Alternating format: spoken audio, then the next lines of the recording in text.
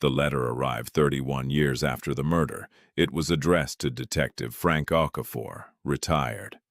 The return address was a law firm in the city of Portland, Oregon.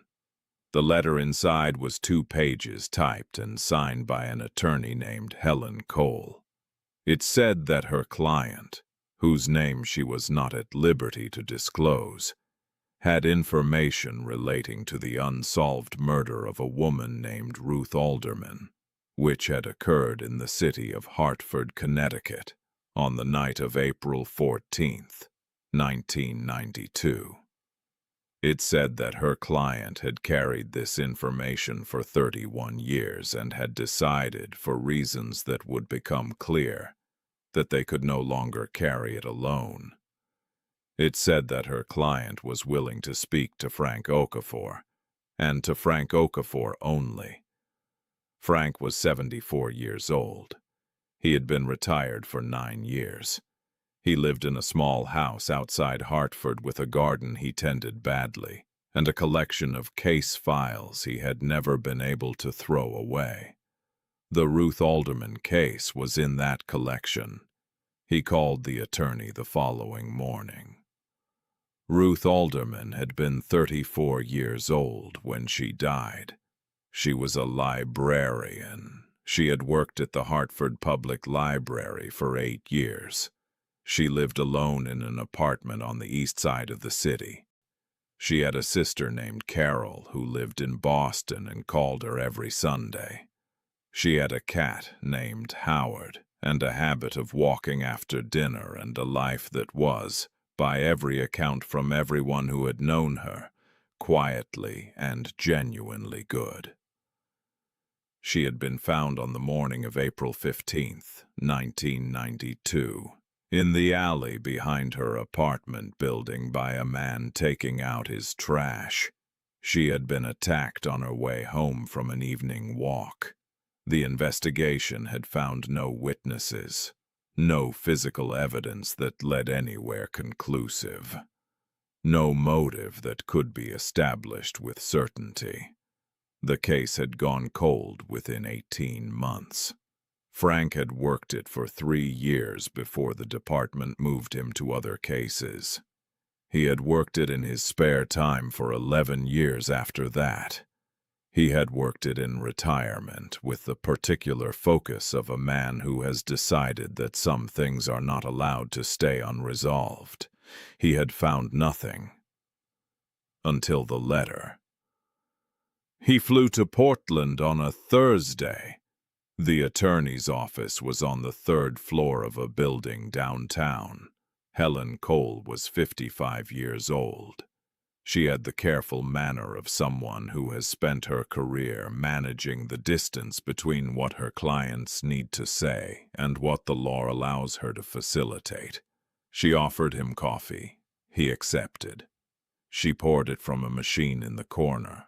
She said, "My client asked that I explain the circumstances before you meet. They are elderly. They are in poor health. They have approximately 6 months according to their doctors." She said, "They have spent 31 years deciding whether to tell what they know. They have decided that dying with it is not something they are willing to do." Frank said, "Who are they?" She said, "I'll take you to them now." The drive was 40 minutes into the suburbs, a neighborhood of modest houses on quiet streets. They pulled up to a house with a well-tended front garden and a car in the driveway that looked recently washed. A woman answered the door.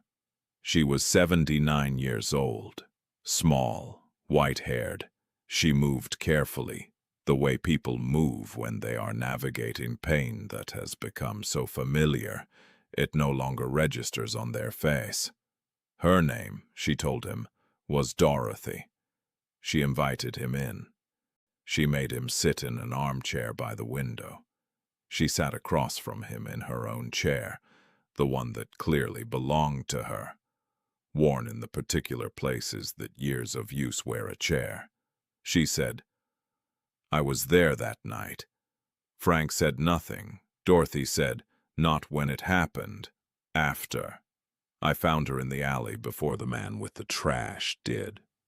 I found her and I could see that she was gone, and I was frightened and I ran. She said I ran, and I told myself I would call the police when I got home. And then I got home and I didn't call because I had seen something and I was afraid of what telling would mean. Frank said, "What had you seen?" Dorothy was quiet for a long moment.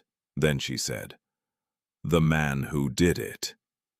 She told him what she had seen on the night of April 14th, 1992.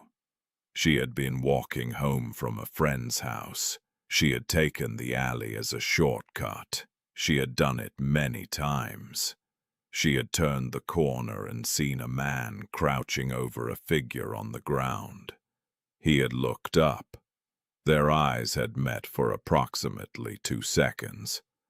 And then Dorothy had turned and walked quickly away, and the man had not followed her. And she had gone home and sat in her kitchen for 3 hours before she understood that she was not going to call the police. Frank said, "Why not?" She said, "Because I recognized him." She said, "He was the husband of a woman I worked with. A man I had met at a company Christmas party 2 months before. A prominent figure in the city. A man who had, in the 2 seconds that our eyes met, let me understand, without words, without anything I could have pointed to or proven, that he knew I had seen him and that there would be consequences if I said so." She said, "I was 48 years old. I was a secretary. I had no savings and no family in the city. I had a daughter in college." She said, "I was afraid." Frank said, "What is his name?" Dorothy looked at him. She said, "That's why I asked for you specifically."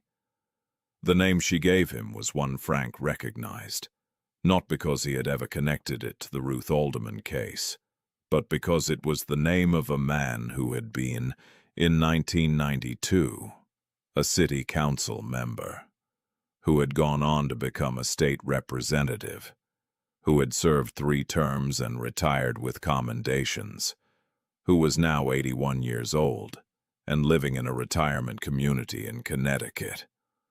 Frank sat in Dorothy's living room and turned the name over in his mind. He said, "Why me specifically?" Dorothy said, "Because you never stopped looking. I followed the case for years. I read everything written about it. And your name appeared again and again as the detective who wouldn't let it go. I decided that if I was going to tell someone, it should be the person who never stopped believing it mattered." She said, "It mattered. Ruth Alderman mattered. I knew that even when I was too frightened to act on it." She said, "I'm not frightened anymore." She said, "I'm dying, and I've decided that what I'm not willing to do is take this with me." Frank spent 3 days in Portland. He spoke to Dorothy 4 times in those 3 days. He took detailed notes. He recorded with her permission and her attorney's presence her full account of what she had seen on the night of April 14th, 1992. He asked every question he could think of. He went back to questions he had already asked and asked them differently. He looked for inconsistencies and found none. He looked for the particular way that memory changes a story over 31 years, and found that Dorothy's account had the texture of something that had been lived with rather than constructed. She remembered the color of his jacket. She remembered that he had been wearing a watch on his right wrist, which had struck her as unusual. She remembered the specific way the alley smelled that night. Rain, earlier, and the particular smell of wet pavement. She remembered 2 seconds of eye contact with a precision that he understood had kept her awake for 31 years. On the 3rd day, he called a former colleague. A woman named Rachel, who was still with the department, who owed him nothing but who had been his partner for 7 years and who answered the phone on the second ring and listened without interrupting. When he finished, she said, "Frank, you know what we're talking about here," he said. "I know," she said. "He has money. He has connections." His attorney will argue the witness is elderly and dying and motivated by some need for resolution that has nothing to do with truth. Frank said, "I know." Rachel said, "Is she credible?" Frank said, "She's the most credible witness I've spoken to in 50 years of this work." Rachel said, "Then let's do it right." The investigation that Rachel opened, and carefully, quietly, with the particular discretion required when the subject is an 81-year-old former state representative with a network of connections that extends into places you would rather not disturb unnecessarily, took 4 months. They found the watch, not the watch itself, but a photograph.